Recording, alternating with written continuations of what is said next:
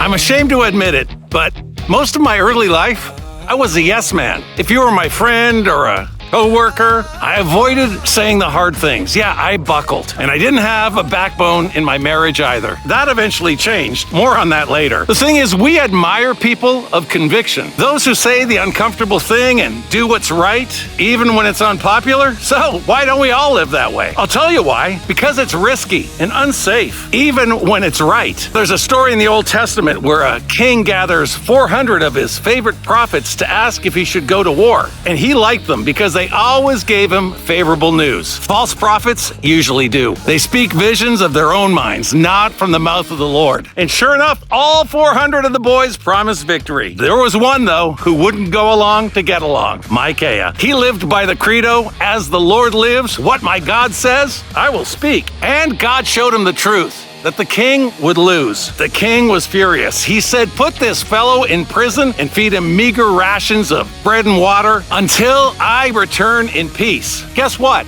The king died in battle, and we never hear what happened to Micaiah. For all we know, he died in prison for telling the truth. It can happen. You know, when I stopped giving in, just to keep the peace, when I finally stood my ground for what was right, well, my wife started drinking again after 15 years of sobriety, and she blamed me for making her life difficult. It ultimately ended the marriage, but that's a story for another time. And here's the point. If you're in the fight and you're doing the right thing, hang in there. Truth has a cost, but it also brings dignity, peace, and blessings on the other side. Remember, Jesus said, blessed are those who are persecuted for righteousness' sake, for theirs is the kingdom of heaven. Jesus saves the repentant, and that's what makes today already a great day. Do the next right thing. Crank the music, and let's play.